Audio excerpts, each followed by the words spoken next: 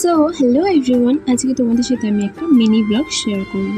এর আগের ব্লগে তো বললাম যে আমাদের বাড়ির সামনেই পুজো হয়, তো সেখানেই গিয়েছিলাম। এখানে আমি সবসময় না এলেও আমার মা কিন্তু এখানে সবসময় থাকে, মানে পুজো কটা দিন বেশিরভাগ এখানেই থাকে, খাওয়ানো দাওয়ানো সব কিছুর দায়িত্বও নেয়।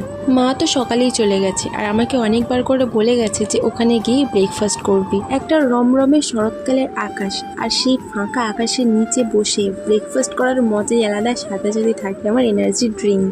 দেখো, এত কিছু বলতে পারবো না, তোমরা ভিডিওতেই দেখে নাও যে এখানে আজকে কি কি রান্না হয়েছিল। আর আজকেই তো সবাই জানো যে ষষ্ঠী, সরি ভুলেই গিয়েছিলাম তোমাদের সবাইকে জানাই শুভ ষষ্ঠী।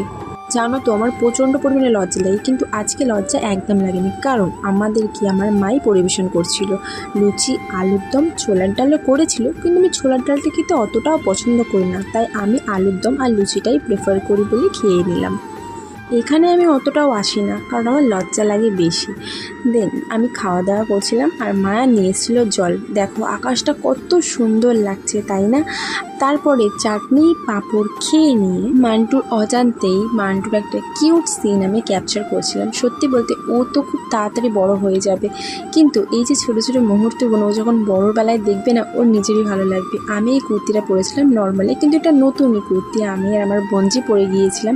আর আমি বাড়ির দিকে গেলাম। বাড়ির দিকে যাওয়ার সময় মা কী করেছিল, বাপির জন্য খাবার দিয়েছিল। আর আমার বাড়ি থেকে কিন্তু এই বাড়িটা জাস্ট 2 মিনিট। বাপি যায়নি, বাপি একটু বাড়িতে কাজ করছিল, আর বাপি আগের দিনকে গিয়ে এখানে সব কাজ করে দিয়ে এসেছে। আমি আর মান্টু বাড়ির দিকে রওনা দিলাম। ভিডিওটা কিরম লাগলো জানিও, টাটা।